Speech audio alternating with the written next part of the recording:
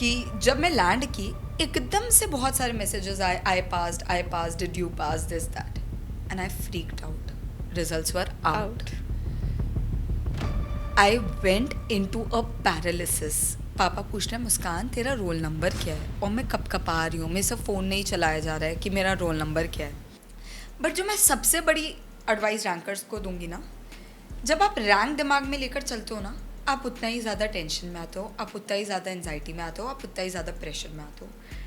तो रैंक लाना है, 100% लाना है, बट उसको दिमाग में नहीं चढ़ाना है, जो मेरे साथ हुआ था. You will not believe this, but audit class में मैं अपने जीन्स में पानी डालती थी. मुंह में तो नहीं डाल सकती क्लास में, तो जीन्स में पानी डालती थी कि जग जाऊँ. Hello, cute little rock stars. Today we are honored to have a chartered accountant who has not only been an all India ranker but also is a faculty in Excel Educational Faculty Raipur. So let's welcome CA Muskan Agrawal. Thank you Shreya. A very warm welcome to you, ma'am. Thank you. So, ma'am, now we would like to know about your childhood journey. How were you? Okay.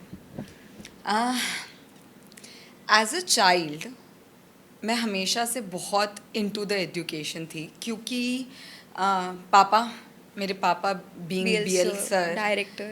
हमेशा से उनको एक चीज़ बहुत clear थी कि पढ़ाई top notch होनी चाहिए. स्कूल कभी मिस नहीं करने देते थे, पढ़ाई में कभी भी पढ़ाई में कभी भी पीछे नहीं रहने देते थे.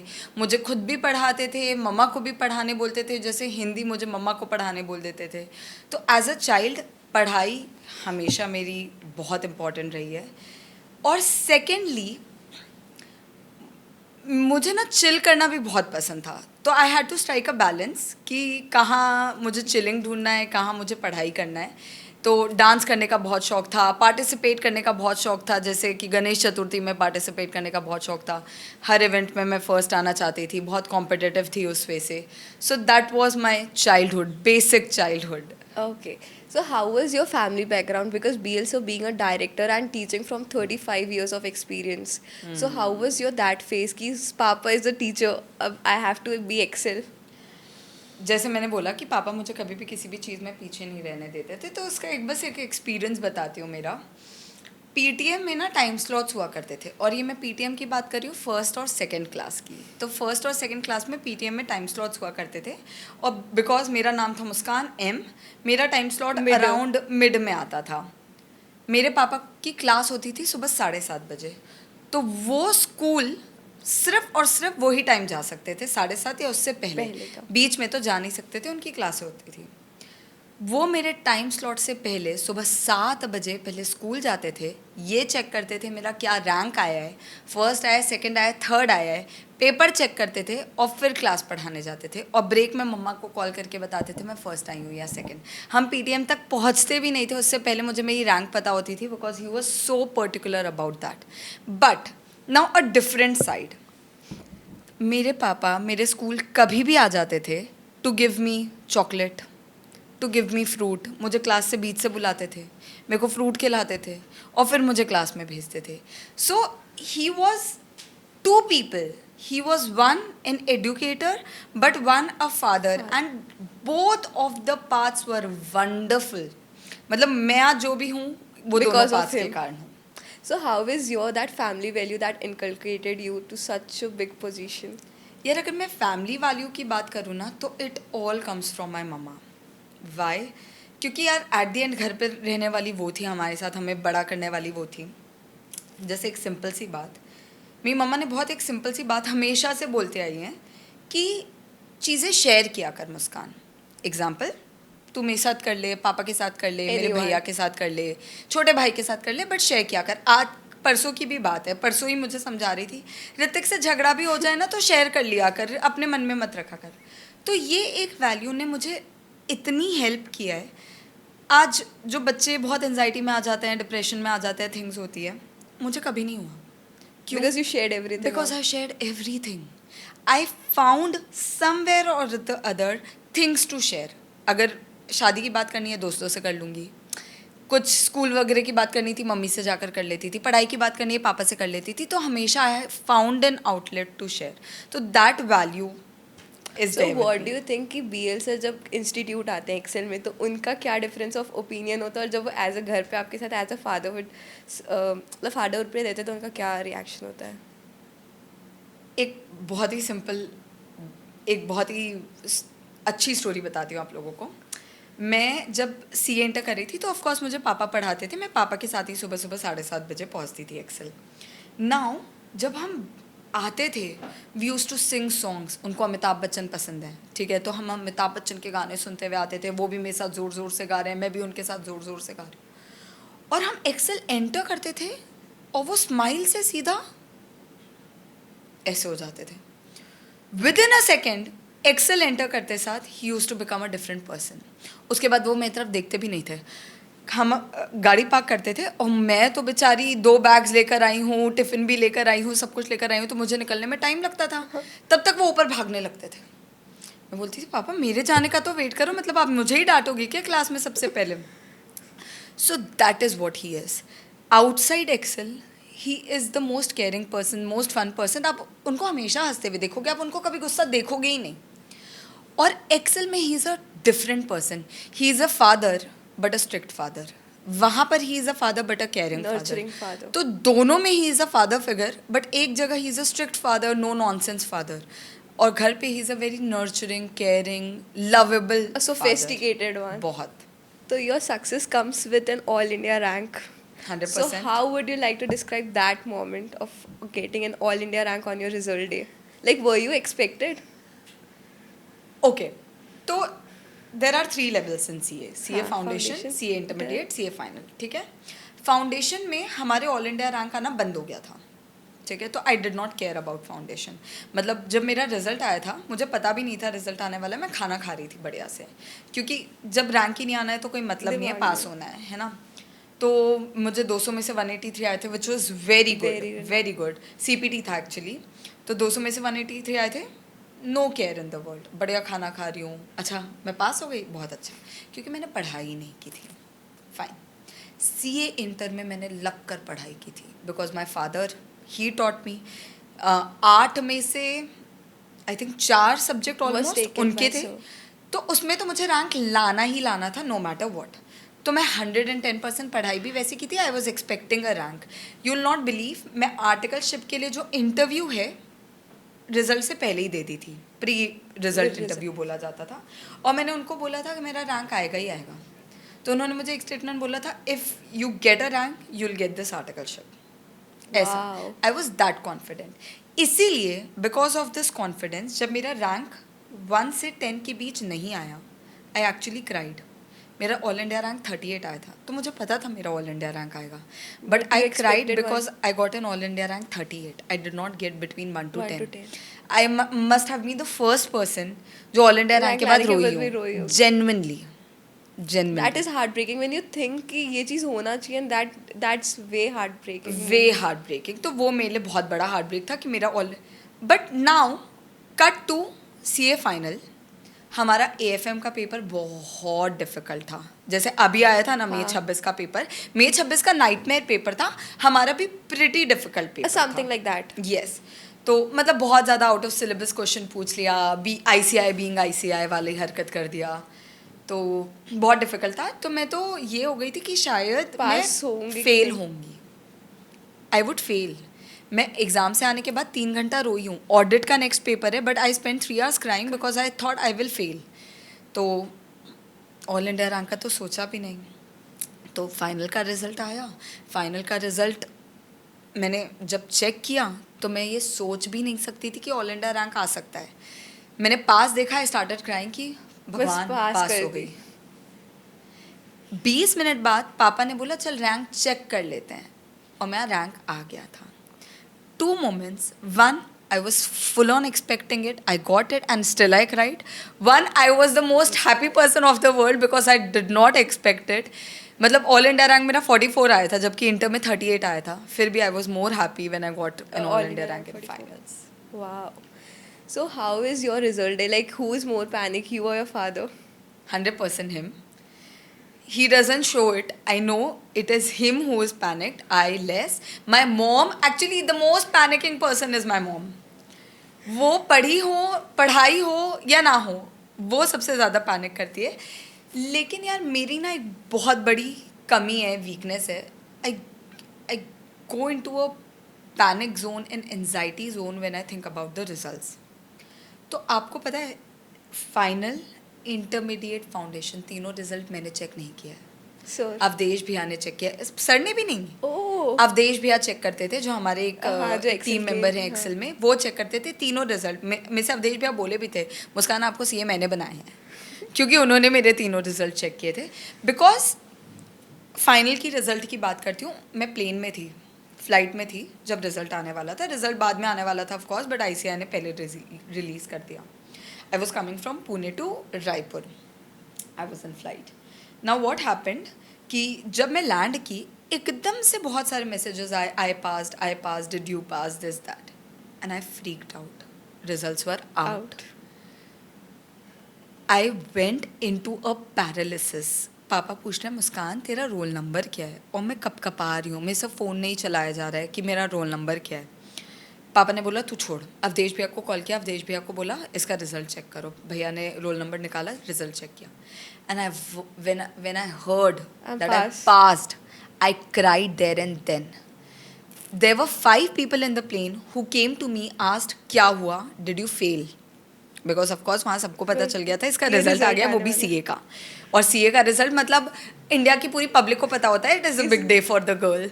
ठीक है. And they were like did you fail? मैंने बोला नहीं भाई, आई पास्ड. लेकिन yes, rank was just a bonus in my C A final. मैंने पढ़ाई एक्चुअली रैंक के लिए ही किया था, बट आई वॉज एफएम के paper. I was actually that bad luck attempt कि कोविड था. सो May 20 का अटेम्प्ट पोस्टपोन होकर, पहले वो पोस्टपोन हुआ, जून में हुआ, जुलाई में हुआ, फाइनली दे सेड नवंबर में होगा. नवंबर अटेम्प्ट आखिरी के 18 दिन में 20 दिन से पोस्टपोन हो गया. और I was suppose to go for a wedding, I was so excited, couldn't do anything. तो वो 6 months का जो गैप आया ना, आई लॉस्ट टर्मोइल सिचुएशन थी.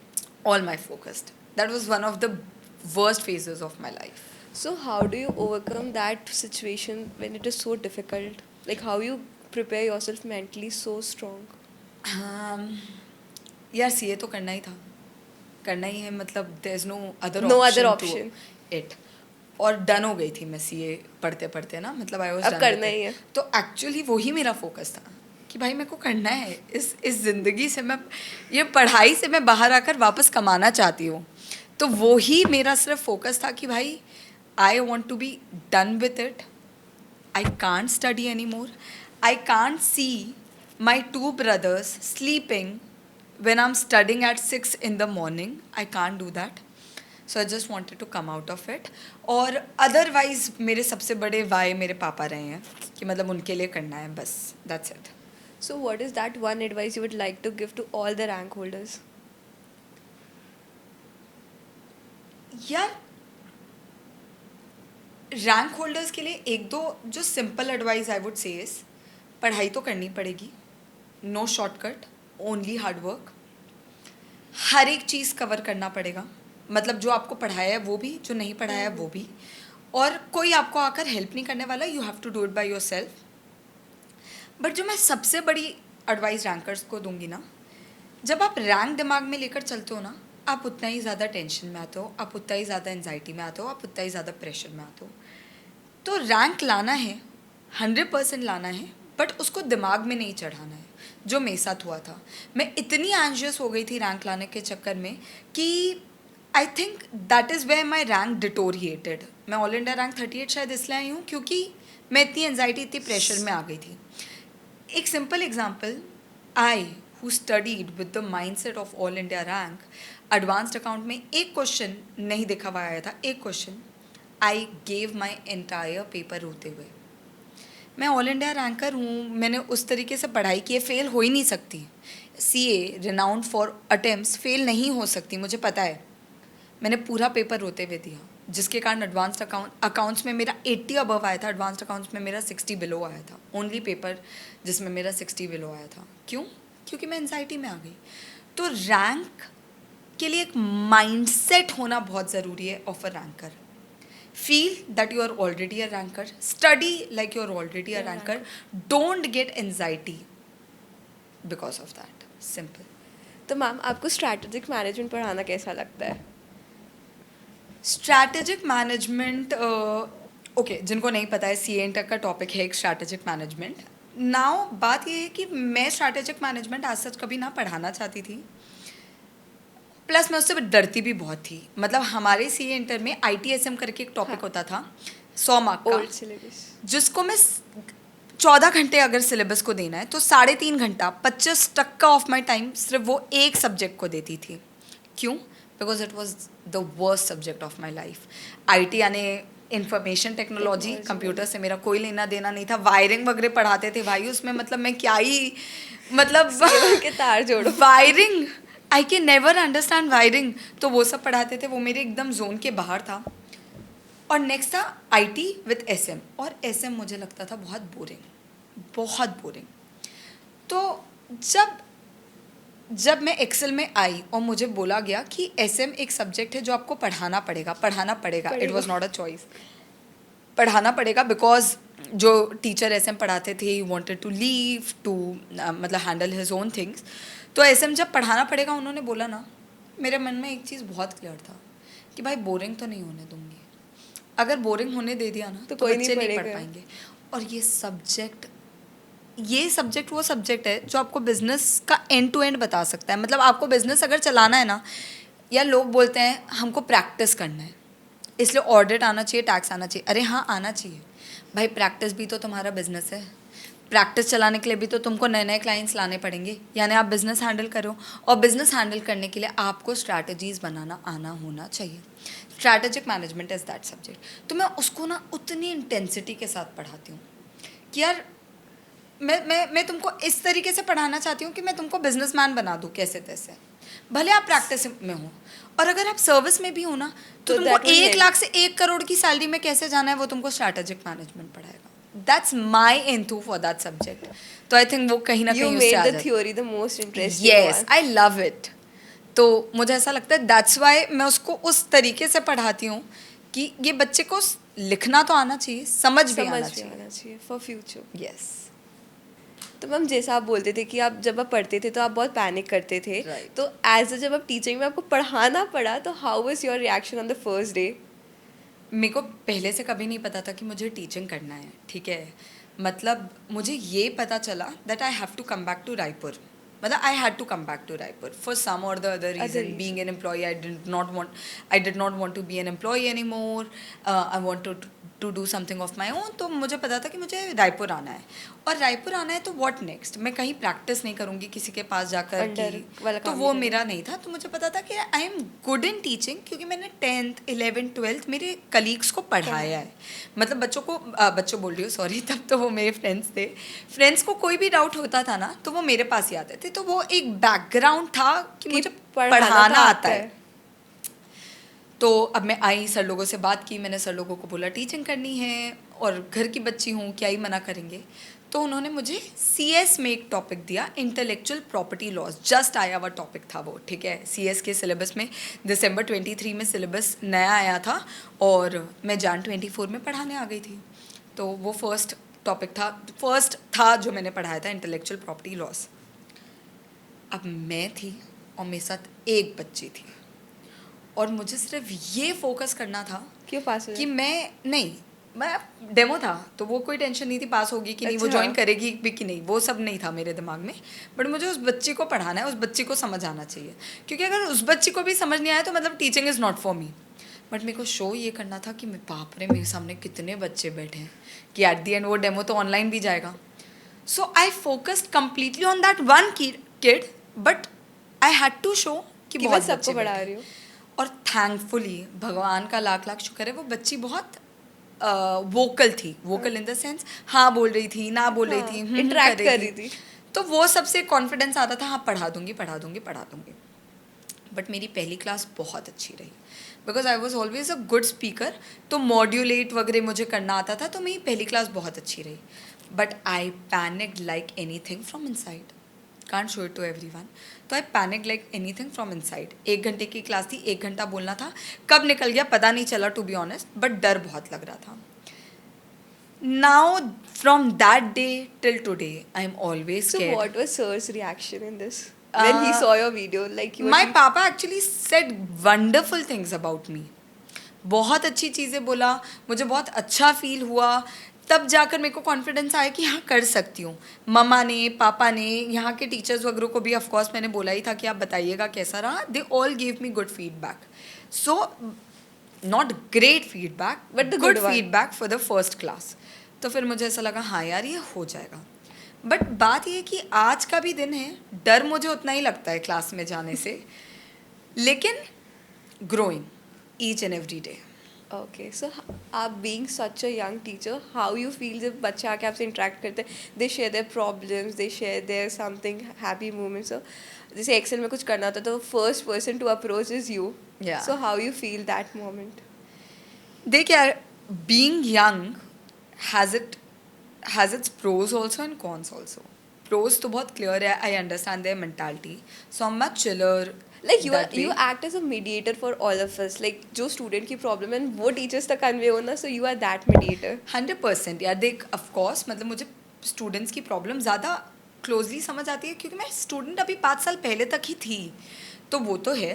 तो इसलिए मैं बोल रही हूँ प्रोज हैं. मुझे समझ आता है कि बच्चों को नींद भी आ सकती है. थ्योरी सब्जेक्ट है तो मेरा ही जगना इतना मुश्किल होता था. मुझे याद है ऑडिट क्लास में मैं, you will not believe this, but audit class में मैं अपने जीन्स में पानी डालती थी.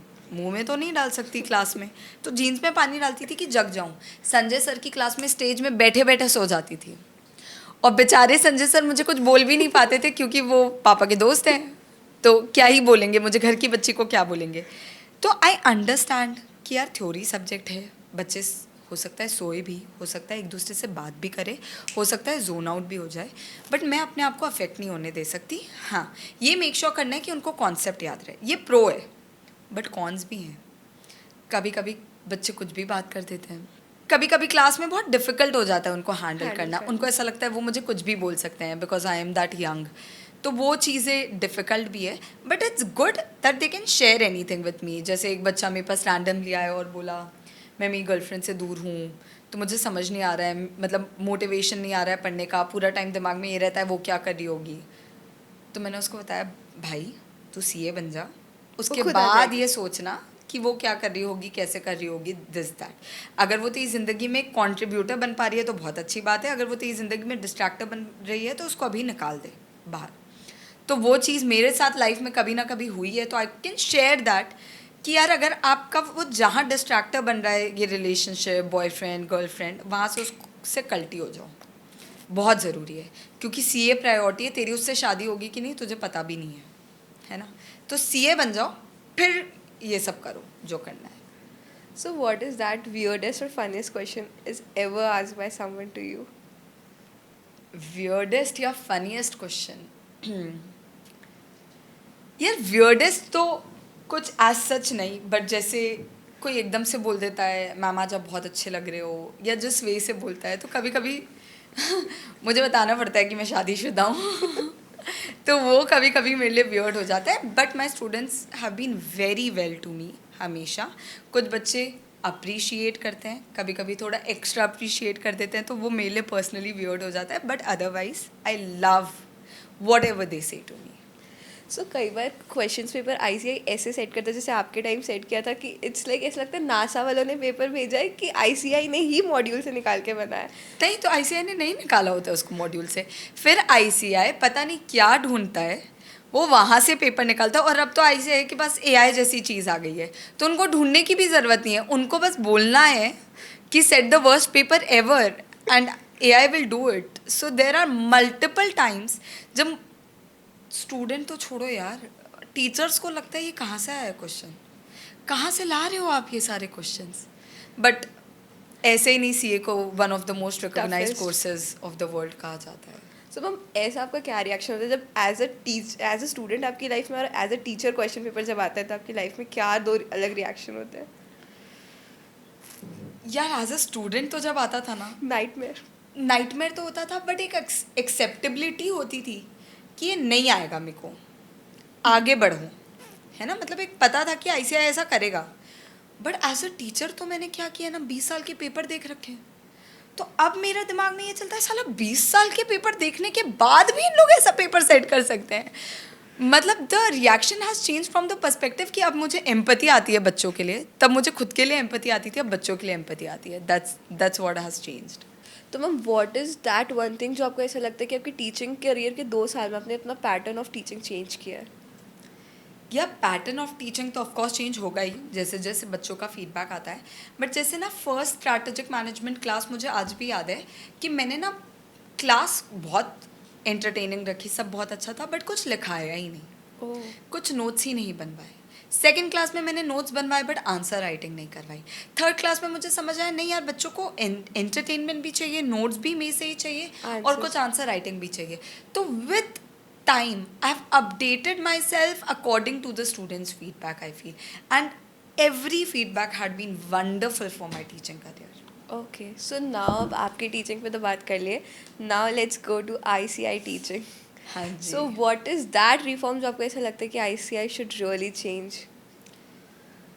Okay, what I feel ICI can really change is, अगर मैं चेकिंग की बात करूँ 1 मिनट के लिए, तो of course I don't know everything ICI किस तरीके से टेकअप करता है, बट आई फील कभी कभी ना बच्चों ने लिखा सही होता है, बट जस्ट बिकॉज वो बुकिश लैंग्वेज नहीं चाहिए है, उनको। मार्क्स नहीं काटना चाहिए। ज़रूरी नहीं है कि बच्चा हर एक चीज़ बुक से लर्न करके ही आंसर लिखे, कभी कभी concept clarity is much more important. जैसे मेरे एग्ज़ाम्स के टाइम एक क्वेश्चन आया था कि इसका सेक्शन नंबर क्या होगा, वो था GST का एक क्वेश्चन आया था, GST रिटर्न में वो सेक्शन नंबर या वो सेगमेंट नंबर क्या होगा। यार आज के ज़माने में या इंटरनेट के ज़माने में मुझे कोई सेगमेंट याद नहीं नंबर या रखेगा। सेक्शन नंबर याद रखने की ज़रूरत नहीं है, मुझे उसकी कॉन्सेप्ट क्लैरिटी होनी चाहिए। तो that is where ICI maybe can reform themselves and in updating their books also.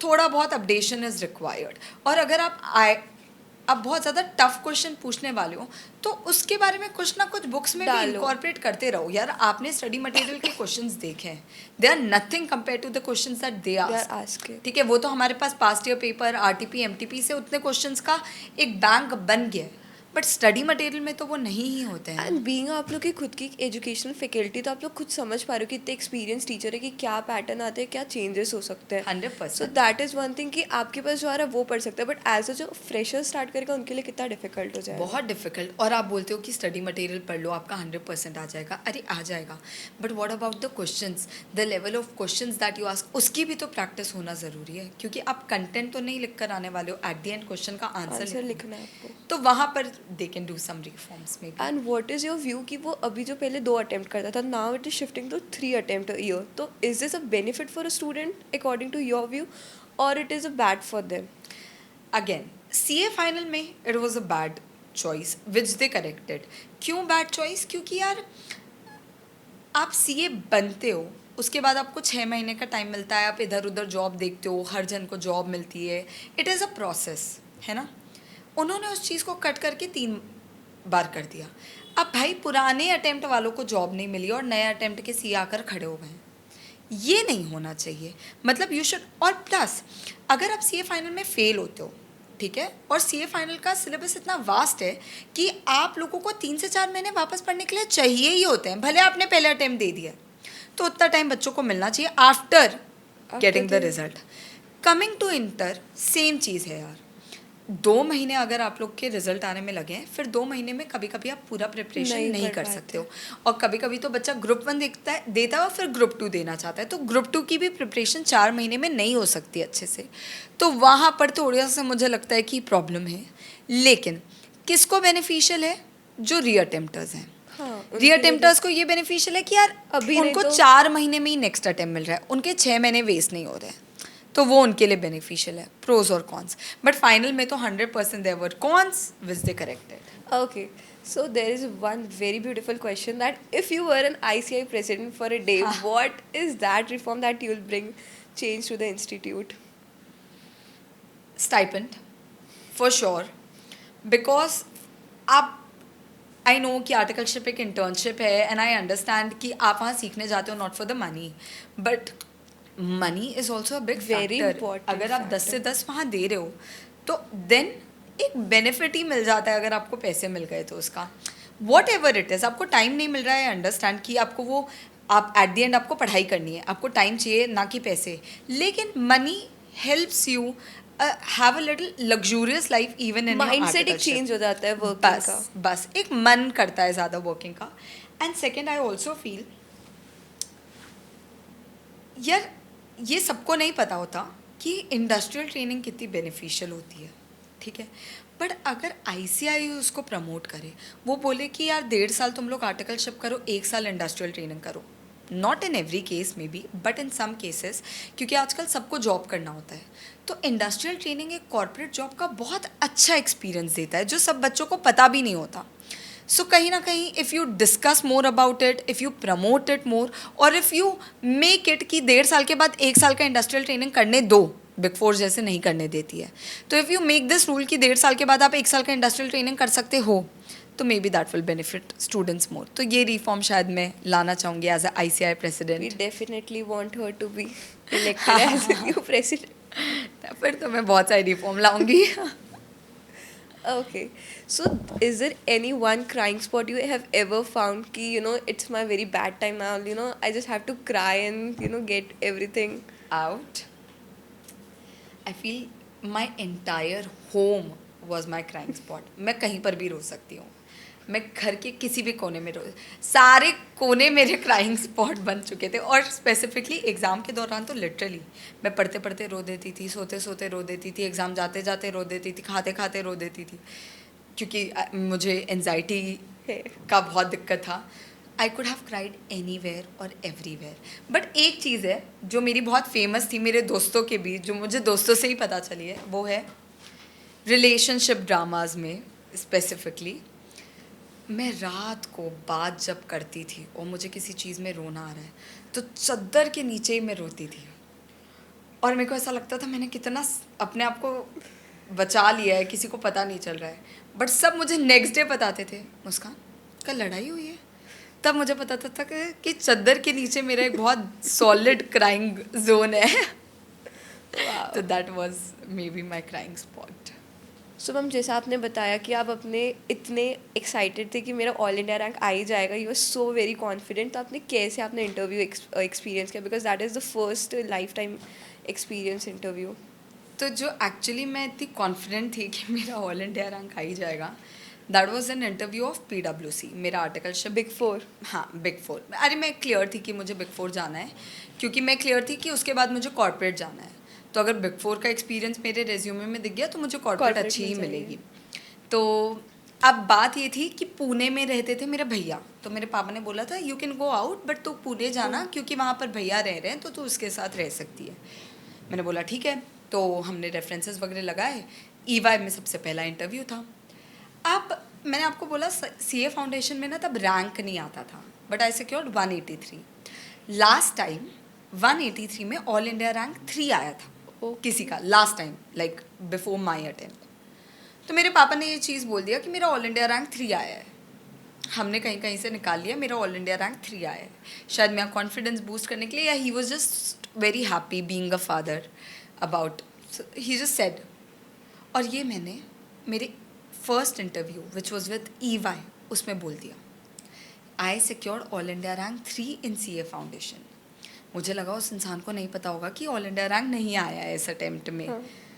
और उसने बोला ठीक है, मतलब इससे पहले एक जन आए थे जिनका 184 था, he must be all India rank 2. और जब वो एकदम से ऐसे बोले मैं घबरा गई. मैंने बोला या sir I think so.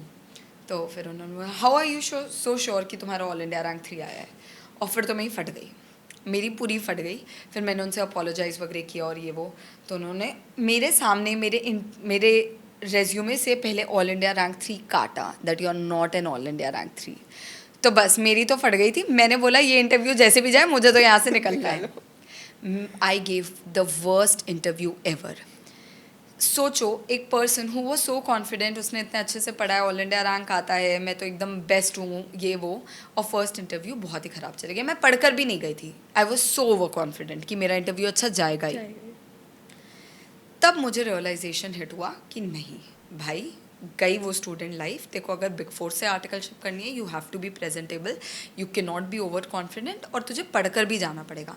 And then next day मेरा बिग फोर PwC के साथ इंटरव्यू था। मैंने बहुत पढ़ाई की, मैंने सारे AS अकाउंटिंग स्टैंडर्ड ये वो टाणाना सब कवर किए। मैं वहाँ गई, मेरे को 1 घंटे पहले तो वेट करवाया, फिर मेरा टेक्निकल राउंड हुआ, वो हुआ, फिर मेरा एक जन के साथ इंटरव्यू हुआ। And for the first time I was very calm. जो भी उन्होंने क्वेश्चन पूछा उसका आंसर दिया। एक क्वेश्चन नहीं आता था, उसमें बहुत कामली उनको रिस्पॉन्ड किया, sorry I don't know this answer, can you please tell me. और ही वॉज वेरी इम्प्रेस्ड कि सामने वाले ने झूठ तो नहीं बोला। और मुझे मेरे भैया ने सिखाया था, ये भी पूछ लिया कर, वो थोड़ा सा उससे अच्छा लगता है कि sir can you tell me how was my interview, मतलब थोड़ा सा वो इंटरैक्टिव हो जाता है। तो मैंने वो भी पूछा and he gave me a feedback कि मैं बहुत ज़्यादा ज़ोर से बोल रही थी, मुझे ये बात नहीं पता थी। तो तब तक फिर मेरा कॉन्फिडेंस लेवल बढ़ गया था, जिसके कारण मैंने मेरे डायरेक्टर को फाइनली बोला कि भाई मेरा तो ऑल इंडिया रैंक आएगा, मतलब आई एम श्योर। तो उन्होंने बोला ठीक है, अगर तुम्हारा ऑल इंडिया रैंक आ गया तो you are done. But EY के साथ आज तक मैंने 2 इंटरव्यू दिए हैं, दोनों बहुत बेकार हुए हैं। So interview depends on. आपने ये वाले बताया कि मैं ऑल इंडिया रैंक 3 थी। No of course not. मैंने मेरे पापा से झगड़ा किया इसके बारे में। यानी ये किस टाइप की हरकत है, never. So how was your article senior like? Have is he ever dumped you something like that? Article senior यार देख, बिग फोर में गई थी और पहले ही दिन उन्होंने मुझे एनवलप्स बनाने बोल दिया था, AR कॉन्फर्मेशन के लिए, अकाउंटिंग रिसीवेबल्स का कॉन्फर्मेशन। और मैंने बोला मतलब मैं बिग फोर में पुणे इसलिए आई हूँ ये एनवलप बनाने। That's what I was doing the entire day. मैं एनवलप में स्टिक करके वो एनवलप बना रही थी। मैंने बोला आप लोग के पास कोई और नहीं है एक ऑल इंडिया रैंक एनवलप बना। But that was my first day. उसके बाद इवेंचुअली 1-1.5 महीना हमने कुछ भी नहीं किया, क्योंकि वो ऑडिट सीजन नहीं था। हाँ. तो हमें कोई क्लाइंट्स नहीं मिले, but we then started getting clients. उसके बाद ऑफकोर्स चीज़ें हेक्टिक हुई। टच वुड, लोग बोलते हैं कि उनके आर्टिकलशिप एक्सपीरियंस बहुत ख़राब जाता है बिग फोर में, कुछ चीज़ का समय नहीं मिलता है, बहुत टॉक्सिक एनवायरनमेंट होता है, एक्सेट्रा एक्सेट्रा। होता है, मेरे आर्टिकल कलीग्स के साथ रहा था टॉक्सिक एनवायरनमेंट, बट मैंने भी 3-4 बजे तक काम किया है। Touch wood, I always had a great vibe with my seniors. मतलब एक सिंपल सा आपको एक्सपीरियंस बताती हूँ। There was this person Akanksha, sorry मैं उनका नाम ले रही हूँ, I don't know what she feel about it, Akanksha करके थी। और उनके बारे में एक फेमस इमेज थी that she is one of the hardest seniors to work with. जब मेरे को वो अलोकेट हुई थी, सबने मुझे ये बोला था अब तो तुझे बड़ा मज़ा आएगा, अब तो देखना तेरा क्या होता है और ये वो। And somehow on the first day itself हम दोनों कनेक्टेड ओवर फूड। Okay. खाने पे हमने कनेक्ट किया, और फिर मैंने उनके साथ बहुत मतलब प्यार से बात करना, उनके लिए नया नया खाना लाना, उनको आम का शौक था तो आम लाना। मैंने उस बंदी के साथ बहुत अच्छा कनेक्ट बैठा लिया and that was my best client. She used to go US, तो वो मेक श्योर करती थी वो मेरे लिए गिफ्ट्स लेकर आए, बिकॉज वो मुझसे इतना ज़्यादा मतलब she used to love me so much. तो टचवुड ये networking with my seniors has help me throughout my articleship. तो जब एक्सपीरियंसेस लोगों के ख़राब गए, मेरे ब्यूटिफुल रहे हैं। Okay, so now coming back to being such a great experience, how is your experience in Excel? In Excel Educational Institute, big change. As a student, you came as a teacher, then handling everything of Excel right now. Not handling everything of Excel right now, please. Pravin sir, I don't handle everything of Excel. मैं इससे पहले ना आपको मेरी एक I had another job Estee Lauder companies में, थोड़ा सा उसके बारे में बताती हूँ। That was a proper makeup company, ठीक है। तो हम भी बढ़िया अच्छे दिख कर जाते थे। मैं तो आई थिंक 10-15 हील्स मैंने खरीद लिए होंगे ऑफिस जाने के लिए, बैग्स खरीद लिए होंगे, because we use to get ready. Makeup brand है तो you also have to be presentable. भले मैं फाइनेंस में थी, एट दी एंड में वैसे ही दिखती थी जैसे सोकर उठी हूँ, इतनी हालत ख़राब हो जाती थी। But we use to get ready, और मेकअप ब्रांड है तो लड़कियाँ वहाँ ज़्यादा थी, तो बातचीत करना कलीग्स के साथ बहुत आसान था। Now coming to Excel, that was a big change for me because यहाँ पर टीम मेंबर्स थे और सारे बंदे थे, सॉरी हाँ बट सारे बंदे थे, कोई कलीग नहीं था बेसिकली। और सब बड़े? मतलब सब बड़े तो ठीक है बट कोई कलीग नहीं था। या तो मेरे सारे टीचर्स थे, मेरे कलीग्स में कौन है, अदर फैकल्टीज़, वो सारे मेरे टीचर थे, तो उनके साथ मैं दोस्त नहीं हो सकती, है ना। या फिर टीम मेंबर्स थे जो सारे बंदे थे, तो कभी मतलब मैंने Interaction कभी वाला हुआ एक्चुअली है? एक्सेल आकर मुझे रियलाइज़ हुआ how important work climate is. बहुत डिफ़िकल्ट था मेरे साथ मेरा ये फेस, जहाँ पर I had no colleagues to be honest. तो मैं बहुत ज़्यादा ओवरली फ्रेंड्स पे डिपेंडेंट हो गई थी, ये मेरा एक बहुत बड़ा चेंज था। But when I talk about Excel, Excel एक वंडरफुल चेंज था। स्टूडेंट्स के बीच वापस जाना, उनको पढ़ाना, उनसे बातचीत करना, सर लोगों से गाइडेंस पाना, भैया लोगों से बातचीत करना, मतलब उनके साथ कुछ कुछ, कभी मैंने अपना क्रिएटिव साइड डील ही नहीं किया, उन लोगों से बातचीत करके मुझको मेरा क्रिएटिव साइड पता चला, तो वो मेरे लिए एक वंडरफुल जोन था। Okay. So what is that one major role you play in Excel? Major role that I play in Excel, I would say, is the creative side, the content side, the marketing side, Social media. social media. That is one of the biggest role that I play from the start. मतलब starting से ये मेरा सबसे बड़ा role रहा है। हाँ, अभी मैं कुछ और रिस्पॉन्सिबिलिटीज़ टेकअप कर रही हूँ धीरे धीरे, लेकिन स्टार्ट से जो मैंने चीज़ ज़रूर की है वो है सोशल मीडिया। एंड मेरी मम्मा मुझे बोलती थी, Muskan you are the least creative person ever. मतलब तू घर का ये भी नहीं बता सकती कि ये जो शोपीस है ये यहाँ रहना चाहिए या नहीं, तू इतनी लेस क्रिएटिव है। और मैं मम्मा को सिर्फ एक ही चीज़ बोलती थी, या तो मैं पढ़ाई कर सकती हूँ या क्रिएटिव हो सकती हूँ। Excel showed me I can do both, literally. तो ये मेरा सबसे बड़ा रोल आज तक भी रहा है, पहले भी रहा था, और and I love this role literally. So what shaped you कि you started your content creation page? Excel 110% Excel educational institute के कारण आज मैं कंटेंट क्रिएशन कर रही हूँ। बट धीरे धीरे जब मैं यहाँ आई, मुझे समझा कि आजकल बच्चे कितना ज़्यादा इंस्टाग्राम चलाते हैं, मुझे समझा बच्चों को आजकल यूट्यूब कितना ज़रूरी है, तब मुझे समझ आया यार इनके लिए कुछ कुछ लाना पड़ेगा। मेरी सबसे फर्स्ट बड़ी जीत आई वुड से थी कि मुझे एक आइडिया आया था कि एक रील हमने बनाया था, of course we are CA students, we balance sheets more rather वो देन बीच में लाइफ। बहुत ट्रेंड जो हुआ था, बहुत reel. ट्रेंड हुआ था एंड दैट हिट 400K। तो that was my biggest success in content creation. तब मुझे ऐसा लगा हाँ यार शायद मैं ये कर सकती हूँ। और सेकंड जो मेरा बहुत बड़ा कंटेंट क्रिएशन में अपडेट था वो था मेरा page with my husband. Some random day मुझे और मेरे हस्बैंड को डांस करने का बहुत शौक है, तो हम लोगों ने एक रील डाली विच रीच्ड 40,000। हमारे शादी के टाइम होता है ना, शादी के टाइम हाँ. सबका एक पेज बनता है, हाँ. मुस्कान एंड ऋतिक, तो वैसे हमारा भी पेज बना था। और तब हमने कुछ रील्स वगैरह डाले थे क्योंकि मेरे भैया को पसंद था। तब हमारा एक रील 1.6 मिलियन टच किया था। Wow. ठीक है, तो वहाँ से वो पेज एक्टिवेट हो गया था, लोगों की नज़रों में आ चुका था। बट हमने उसके बाद शादी के बाद उसे छोड़ दिया। फिर हम हमारे हनीमून में कश्मीर गए थे, वहाँ पर भी ना रील्स बहुत चलते हैं, मतलब लिटरली हाँ, लोग वो 500 video creators रहते हैं, आप वीडियो बनवाते क्रिएटर्स जाओ. रहते हैं। वहाँ पर मुझे पता चला दैट इज़ ऑल्सो जॉब तो वहाँ पर भी हमने जो रील्स बनाए हमने हमारे पेज में डाले, बट तब तक भी कोई बड़ी response वो नहीं था। We left it. फिर हमने एक डांस रील डाला, 40,000 गया। दूसरा डांस रील गया, 40,000 गया। वहाँ से समझ आया यार लोगों तक चीज़ें पहुँचती है, कंटेंट पहुँचता है। मतलब 2-3 रील में ही हमको ब्रांड कोलैबोरेशन का रिक्वेस्ट आ गया था। तो I understood the power of Instagram, social media etcetera, and from Excel I could start leveraging क्या चलता है क्या नहीं चलता है, क्या ट्रेंड मेरा क्रिएटिव साइड अभी भी शायद ज़ीरो होगा, बट मैंने रील्स ही इतने देख लिए अब कि कुछ ना कुछ कनेक्ट कर लूँगी, वो बात है। तो that is how it started. Okay, so now you are starting your own YouTube channel, which is, I think, going to be one of your best achievement of life. So what would you like to share about that? Good promotion, thank you.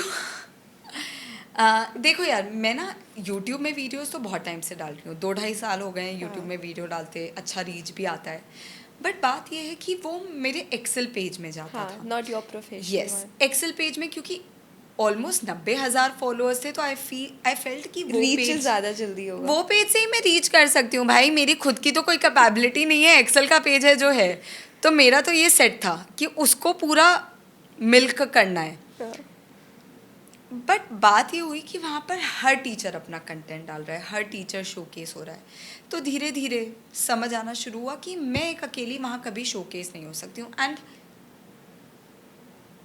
बच्चों को पढ़ाते पढ़ाते ये समझ आया कि मुझे बहुत मज़ा आता है यार बच्चों से बात करने में, उनको मोटिवेट करने में, उनके प्रॉब्लम्स डील करने में, उनको गाइड करने में। लिटरली ये पढ़ाने के बाद समझ आया। तब फिर मुझे लगना शुरू हुआ कि नहीं यार, एक नए चैनल की ज़रूरत है जहाँ मैं अपना रियल नॉलेज लोगों के साथ शेयर कर सकूँ। It can be revision, strategy, teaching, but it can also be motivation, some new things which I can give them from my side. तो that's why I bought my new page, link in description by the way. So ma'am, is there any dream video जो आपको बहुत time से मैंने कि I have to shoot this? यार देख, actually अभी तक ना ये नहीं सोचा था, टू बी ऑनेस्ट, क्योंकि पेज ही अभी लॉन्च किया है, तो अभी तक ये नहीं सोचा था। But a dream video can be with my father, because he will, suppose आप अभी मेरा पॉडकास्ट कर रहे हो ना, तो ठीक है मैं आपको आंसर दे सकती हूँ, बट मैं ऐसा अनफिल्टर्ड कॉन्वर्जेशन शायद उनके साथ कभी नहीं कर पाऊँगी। Never. He will never be able to tell all his struggles, all his fun part, all his down parts, but that might be my dream video. Wow. So what is, like, how could you handle a digital divide, like being a serious CA mentor, and despite of that you have to figure out your trending reels which are ongoing. यार तो देख, ये तो है कि I'm not a Very I'm not serious very one. serious, I'm not very strict। तो वो चीज़ बहुत अच्छी है कि CA फील्ड में I'm not very serious, not very strict। तो मैं बच्चों को अगर कोई रील भी बनाने बोलती हूँ या कुछ भी करने बोलती हूँ तो they are happy to do it. मेरा डिजिटल डिवाइड आता है जब मैं मेरे हस्बैंड के साथ रील बनाती हूँ, बिकॉज उसमें sometimes you have to do the most stupid things, even if just because it is trending. तो वहाँ मतलब ऐसा हुआ है कि मैंने रील डाला है, फिर मैं क्लास गई हूँ और बच्चों वो ही रील देख रहे हैं, तो कभी कभी मुझे लगता है वो नो क्या, बट फिर मैं सोचती हूँ नहीं, these are the views I need to work for. Okay. So how is your normal life? Normal life, normal Yes. Normal तो नहीं होता क्योंकि you are a CA with a teacher. How is my daily life. Yes. ठीक है, तो my daily life routine has changed drastically after marriage. Before marriage, my daily life routine was literally getting up, coming to Excel, going home at, मतलब coming to Excel at 9, going home by 7, going to the gym till 9:30, coming and Done. do nothing. Late जाओ, मम्मा सब करेगी उसके बाद, मुझे कुछ नहीं करना है। तो that was my dream life, my normal life, my normalest life. But now of course that has changed because responsibilities have changed. तो नाउ मुझे, मैं उठती हूँ, सबसे पहले मैं कुछ वर्कआउट कर लेती हूँ, कुछ भी छोटा मोटा workout, and then there's this big responsibility of breakfast, my biggest responsibility of the day। पढ़ाना भी इतनी बड़ी responsibility क्या नहीं है। बनाऊं? आज क्या बनाऊं भाई साहब। तो मैं जाती हूँ नीचे, 45 to 50 minutes goes into that, cooking, serving everyone और ये सब। Family time basically. Family time बोल लो आप, जो भी बोल लो। फिर मैं 9:30 निकल जाती हूँ, 9:30 से अगेन 7 तक I am in Excel. I don't go home बीच में, क्योंकि मुझे पता है कि फिर वो डेली घर के काम हो जाएंगे। 7 बजे मैं जाती हूँ, एंड 7 बजे के बाद I have to give a lot of time to my family, कि मतलब उनके साथ बस बैठे रहो, उनको खाना Chill. खिला दो रात को, उनके साथ ताश खेल लो। ये चीज़ मम्मा पापा के साथ नहीं थी, हाँ. थोड़ा इन लॉज के साथ है। तो that is where I give my time to after 7। और अगर इसके अलावा बात करें ना, तो मुझे घूमना बहुत पसंद है। तो समवेयर और द अदर मैं वीकडेज हो या वीकेंड हो, घूमने के रीज़न ढूंढ लेती हूँ। या तो मॉल चली जाऊँगी, या रितिक के साथ बाहर चली जाऊँगी, बैडमिंटन खेलने चली जाऊँगी, पिकल बॉल खेलने चली जाऊँगी, मूवी चली जाऊँगी, पार्टी करने चली जाऊँगी, कुछ ना कुछ। तो that's my normal day I feel. Okay. So with this packed schedule, you told I'm a fitness freak. So how you manage your fitness freak? So I am actually not a fitness freak. I use to be a fitness freak. यार मैं ना बहुत मोटी थी. मैं बहुत ज़्यादा मोटी थी. और मतलब मेरी मम्मी ने ना ऐसा भी किया है मेरे साथ कि सब नाश्ता कर रहे हैं बट मुस्कान को नाश्ता करना अलाउड नहीं है जब तक वो पाँच पाँच केजी कम ना कर ले. नहीं नहीं नहीं, जब वो 5 बार ऊपर नीचे नहीं कर लेती. हम 6th फ्लोर में रहते थे, तो जब Okay. तक मैं 5 बार ऊपर नीचे नहीं, मेरे भाई खाना खा रहे हैं भाई, बट मुझे 5 बार ऊपर नीचे Worst करना feeling है. ever. Worst feeling ever. 500 रस्सियाँ कूदना, 1 घंटा साइकिल चलाना. She use to watch me. एक बार पापा को कंप्लेन कर दिया था भाई, और मेरे पापा को ना ये सबसे फ़र्क नहीं पड़ता, लेकिन कंप्लेन कर दिया कि आपको तो आपकी बेटी पे ध्यान नहीं है, बट एक्सेल के ही सारे बच्चे हैं जिस पे आपको ध्यान देना है, ये वो बहुत ही कंप्लेन कर दिया. Next day. मेरे पापा मुझे उठाए, और मुझे हमारे घर पे वेइंग मशीन नहीं था, तो मुझे एक जन के घर लेकर गए जिनके यहाँ वेइंग मशीन था. मुझे वहाँ वेट करवाया, और मैं 6th क्लास में 50 किलो की हो चुकी थी. मुझे वेट करवाया. पापा ने देखा तो 50 किलो की हो गई है, 6th क्लास में है, ये वो, ये सब फालतू फालतू बकवास किया मेरे साथ. उसके बाद मुझे लेकर आए और बोले आज के बाद मैं ये नहीं देखना चाहिए कि तू लिफ्ट से ऊपर नीचे करे. तो स्टार्टिंग से ना मेरे को बहुत फियर जनरेट हो गया था मोटे होने का. तो जब मैं पतली हुई बहुत मुश्किल से, अपने डाइट को आधे से आधा कर लिया, जिम 2-2 घंटा जाती थी, तो मैं जब पतली हुई ना, उसके बाद आई बिकेम अ फिटनेस फ्रीक कि अब मैं मोटी नहीं हो सकती भाई, चाहे कुछ भी हो जाए. चाहे कुछ भी हो जाए. मतलब वो मेरी लाइफ का बहुत ही Biggest under traumatic confident situation. जिंदगी था. अब मैं वहाँ कभी नहीं जा सकती. तो then I became a fitness freak. मतलब मैं पुणे में हूँ, मुंबई में हूँ, मैं जिम करती थी या फिर वर्कआउट करती थी. शादी के बाद वो थोड़ा रिड्यूस हो गया था, but I am getting back there. Okay. So, is there any one big mistake or regret that you have ever faced in your life? Regret?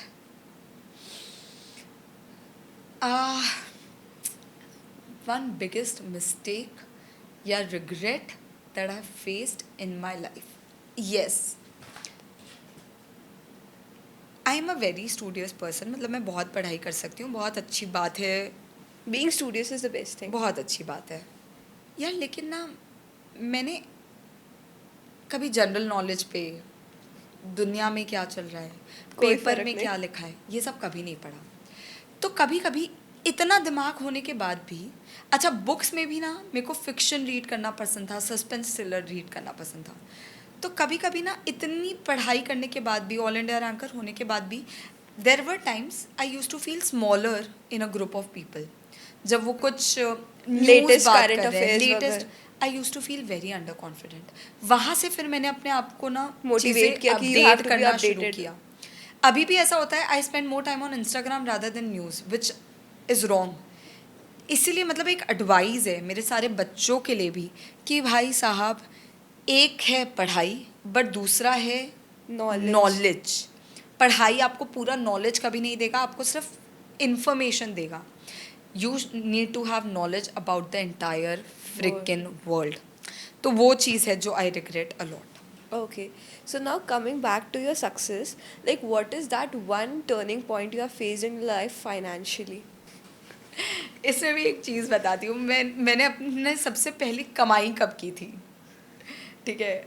एक छोटी सी स्टोरी है. सीए इंटर का के पीएल का पहला दिन था, ठीक है. मैं अकाउंट्स में बहुत अच्छी थी, तो और पापा मेरे टीचर है ना, तो उन्होंने मुझे पढ़ाने बैठाया कि चलो पढ़ो. और मैं हर एक क्वेश्चन गलत करती जा रही थी. हर एक क्वेश्चन, स्टूपिड सा स्टूपिड क्वेश्चन, गलत गलत गलत गलत.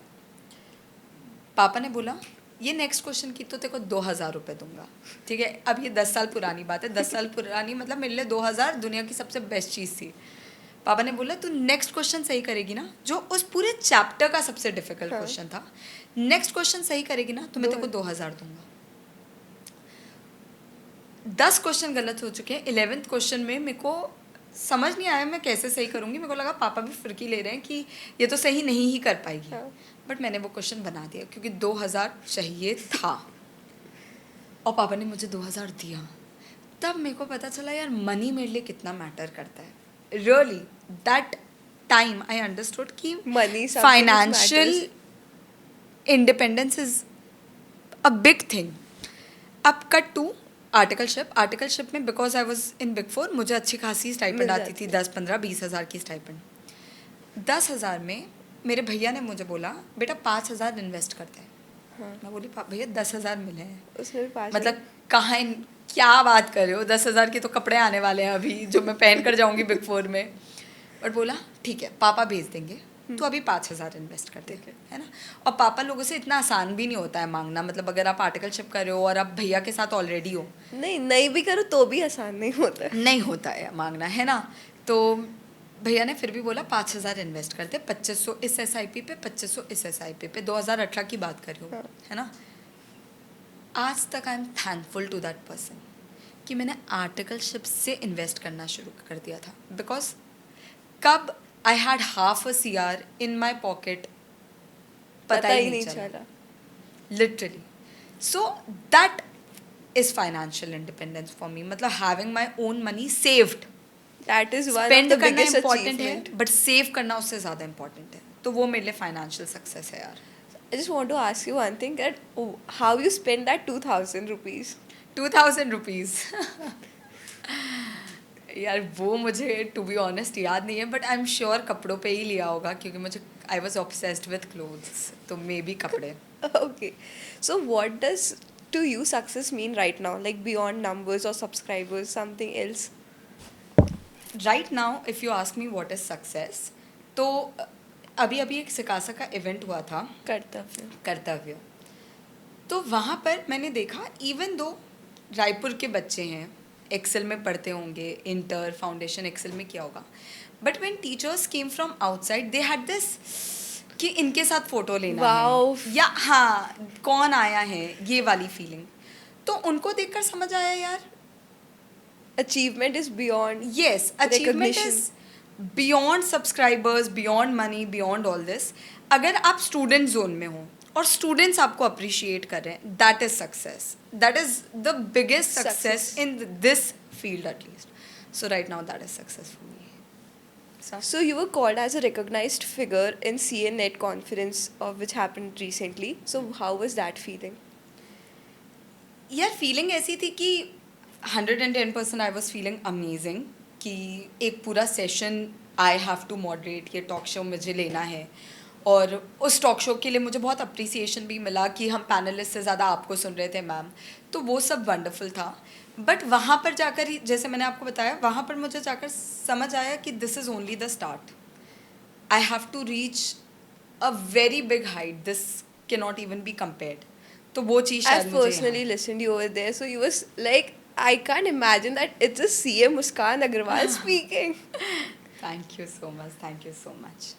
So right now the world is getting so much digitalized कि in this global era, how would you say कि AI is getting replaced by many things? यार कई लोगों को लगता है कि AI is a threat. Yes. AI is not a threat, AI is not at all a threat. वो आज आता, वो कल आता, आता तो सही। Threat are the people who know how to use AI, they are going to take jobs. मतलब जिनको AI करना आता है ना, उनको हायर किया जाएगा, क्योंकि AI एट द एंड एक Has to take a artificial marketplace. intelligence, it is not human intelligence, it cannot replace human intelligence, but जो लोगों को AI का बेस्ट यूज़ करना आता है, दे आर गोना रिप्लेस वो लोग जिनको नहीं आता है। That is why AI is important. AI is not a threat. AI should be accepted with all the love, with all our heart and with a lot of practice. यानी बच्चों को लगता है ना कि वो 2 महीने जब रिजल्ट का वेट कर रहे हैं, क्या कर रहे हैं, उनको लगता है कि Let's do AI AI use का नहीं course. करना है। जैसे मैं आजकल बच्चों को बोलती हूँ यार अगर क्वेश्चन नहीं समझ आया तो AI कर Use लो, करो. Why not. मतलब आपके पास एक सुपर पावर है, वाई नॉट यूज़ इट। आजकल तो आपको चार्ट्स बनाने की हमारी ज़रूरत ही नहीं है, you can make it your self in AI। But कहीं ना कहीं वो एक गैप है आज भी स्टूडेंट और AI के बीच, which needs to be fulfilled. Okay, so right now the institute was also generating its chat GPT, which is named as CA GPT. So what is your view on that? यार institute is not generating, they have generated chat GPT जैसा CA GPT, but I feel वो अभी भी professionals के लिए ज़्यादा है. मतलब सपोज अगर कोई डायरेक्ट टैक्स प्रैक्टिस करता है और उनको specific institute related Knowledge. Direct tax का क्वेश्चन पूछना है तो दे कैन. तो CA GPT is a great tool, but I'm not sure if it is still usable for students. That's my knowledge. Okay. But other than that, there are tools like Claude, Gemini, Chat GPT in general, Notebook LM, one of the best Best. tool for students. तो यार ये सब भी tools के बारे में पता हो, उसको भी यूज़ करना आता हो तो good enough है. Okay. So, what is that one message you would like to give to every CA student who is getting many attempts or getting failure in one of the other subject?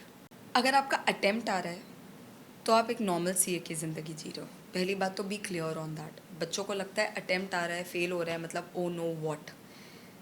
अगर attempt आ रहा है कोई दिक्कत नहीं है, that is the normal part. Attempt नहीं आ रहा है, that's the abnormal part in CA. और सेकेंडली, आज कीमत ऑफ कोर्स CA की है, साइन की है, डिग्री की है. 100% अटेम्प्ट के साथ बनो या बिना अटेम्प्ट के बनो वो डिग्री मिल जाएगी. बट अटेम्प्ट बाय अटेम्प्ट जो लर्निंग आपकी इंक्रीज होती है, That is जो आप irreplaceable. सीखते हो, और चलो लर्निंग तो असाइड, आप जो कंसिस्टेंसी सीखते हो, जो ट्रॉमा हैंडल करने का स्ट्रेंथ सीखते हो, that will make you better CA then maybe a CA with no attempts. मेरा कभी अटेम्प्ट नहीं आया. दैट डजंट मीन कि मुझे एनजाइटी, मतलब मुझे एनजाइटी से डील करना भी कभी नहीं आया. मुझे कभी फेलियर से डील करना नहीं आया. जब मैं पहले इंटरव्यू में फेल हो गई थी EY के, मुझे उससे डील ही करना नहीं पता था. So it's okay to get attempts because you learn out of it. First. Second, even in this, students need to know when to drop. मतलब CA में एंटर कर गए हो तो CA करके ही निकलना है, ज़रूरी नहीं है यार. आप CA की जर्नी में एक CA प्रोफेशनल से ज़्यादा सीख लेते हो. कभी कभी आप आर्टिकलशिप के थ्रू सिर्फ एक टेस्ट लिखकर पास करने से सब कुछ नहीं हो जाता है. तो sometimes you need to know when to stop if you feel that you have achieved enough learning. अगर आप बहुत सीख गए हो, आप खुद का बिजनेस चालू कर सकते हो या आप खुद की प्रैक्टिस भी बैठा सकते हो, तो कर लेना चाहिए, वहाँ छोड़ देना चाहिए. तो जब ये एक्सेप्टेंस आ जाएगी ना मन में, तो बच्चे अपने आप चीज़ों से ओवरकम होने सीखना लगेंगे. ओके. सो आज के डेट पे क्या होता है, पीपल आर सो एंग्जाइटी की स्टूडेंट आते हैं कि हमें बहुत एंग्जाइटी है, हम बहुत डिस्ट्रैक्टेड फील कर रहे हैं. सो व्हाट इज़ दैट अप्रोच कि आप चाइल्ड के माइंड में ये लाते हो कि इट्स नॉर्मल. देखो, इसमें मैं एक वीडियो डालने वाली हूँ मेरे नए चैनल पे जिसका हम प्रमोशन कर चुके हैं. तो स्टूडेंट्स गो वॉच देयर. यार एंजाइटी बहुत नॉर्मल चीज़ है. जैसे इंसान हैप्पी होता है तो कितना they are happy, they are smiling, they give a lot of time to their happiness. Anxiety भी फीलिंग है, उसको भी समय दो यार, उसको भी इज्जत दो. वो भी आपके अंदर से ही निकली हुई फीलिंग है. एंजाइटी हो रही है, फुल ऑन इज्जत दो, उसके बारे में सोचो भी. बट समझना कि वो एंजाइटी का एक ही आंसर है उस मोमेंट एक बच्चे के लिए, पढ़ना. That is the only answer. There is no other option. तो जब आपने उस एंजाइटी को इज्जत दे दिया है, उसके बारे में सोच लिया है और उससे जो आंसर निकल कर आया है, अब वो तो करो. It's okay to feel anxious, but you have to come out of it. And again one basic thing, आप हर एक चीज़ से डील कर सकते हो if you know your why, कि उसके साथ क्यों डील करना है. भाई साहब, किस पर्पस के लिए इस CA कोर्स में आए हो, किस पर्पस के लिए ऑल इंडिया रैंक लाना है, किस पर्पस के लिए पास होना है, कुछ भी हो, मम्मी पापा हो, वाई खोज लो. वो वाई बहुत इम्पोर्टेंट है. तो मैम आपसे तो आपकी सारी कॉन्वर्जेशन के पिटारे खुल चुके हैं. So now let's call upon Hrithik sir to tell about yourself. ठीक है. The hot topic of Excel is love story of Muskan and Ritik sir. So we want to know कि how it started. तो हमारी love story start हुई थी school में. हम school में एक दूसरे से मिले थे आफ्टर टेंथ की जो समर वेकेशंस होते हैं, तब मैंने मुस्कान को मैसेज करना शुरू किया था और बाय द लक बात अच्छी हो गई और देन वी गेट अलॉन्ग, बात हुई. और इसकी एक बहुत इंटरेस्टिंग चीज़ बताता हूँ, हमें ये नहीं पता हमने कब डेट करना स्टार्ट किया था, बस हो गया था. वी नेवर नो कि कब चालू हो गया, बट वो अपने आप हो गया. and today is the day we got married. Today is the day we got married. Sorry, 1 year back is the date we got married. मतलब we are married right now, sir. So, sir, how was ma'am's support to your journey? मेरी life में ma'am का support हाँ था, बहुत मस्ती कर रहा हूँ, बहुत ज़्यादा था. उन्होंने मुझे बहुत हेल्प करी है थ्रू आउट माई लाइफ. अगर मैं बताऊँ तो मुस्कान ने मेरी बहुत ज़्यादा हेल्प करी है. स्कूल में मुझे जो एक्स्ट्रा पीरियड्स होते थे, जब स्कूल ख़त्म हो जाती थी तो एक्स्ट्रा क्लासेस होते थे, तो वो मुझे बैठा के पढ़ाती थी और 11th-12th उसी ने मुझे पास करवाया है. यही वो फ्रेंड है जिससे मुझे पता चला that I can teach. और हाँ, वो पहले एक्सपेरिमेंट मेरे पे ही करी है अपने सारे पढ़ाने के. और उसके बाद भी लाइफ में, जब उसके बाद भी मैं कॉलेज गया और अपने लाइफ डिसीजंस में जैसे बिजनेस डिसीजन लिया या और भी कोई डिसीजन मैंने लिया है लाइफ में, तो मैं बहुत ज़्यादा मतलब फंसता था कि सही है नहीं है, करूँ नहीं करूँ. तो मुस्कान ने मुझे हमेशा सपोर्ट किया उस चीज़ में कि you should go for it, you have the capabilities, आप आगे बढ़ते रहो. तो उन्होंने मुझे हर जगह इस चीज़ में बहुत ज़्यादा सपोर्ट करा है. तो अब मैं ज़्यादा वर्ड्स में बता नहीं सकता, बट उसने मुझे बहुत ज़्यादा सपोर्ट किया through out the life. What is one thing that, sir, you admire about ma'am? Admire most is one thing, तो पता नहीं, बहुत सारी चीज़ें हैं, बट बोली जाए तो उनकी आइज़ एंड स्माइल, वो हमेशा एडमायर करता हूँ मैं. Being a content creator, what is that one thing that goes over and over on debate? तो ये बात शायद किसी को पता नहीं है, पर जब स्टार्ट हुई थी तो मैं बहुत एक्साइटेड रहता था और मैं मुस्कान को बोलता था यार कुछ बनाते हैं.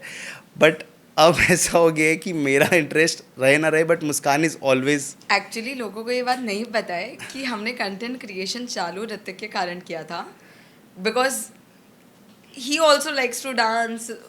उसके दिमाग में एक डांस आया जो हम पोस्ट किए, which went viral. So he got excited about the page, he made me get excited about the page. और फिर अब मुझे फोर्स करना पड़ता है, Hrithik we have to do something, Hrithik we have to do something. तो डिबेट कुछ नहीं होती है टू बी ऑनेस्ट, क्योंकि every time whatever I decide generally वही पोस्ट होता है. Of course, as always. So, what is that one final message you would give to every audience listening you? One final message is make your studies a fun part about your life. मतलब हर बच्चे को studies अगर आपकी ज़िंदगी का fun part बन गया ना, तो आपकी लाइफ बहुत ईजी हो जाएगी.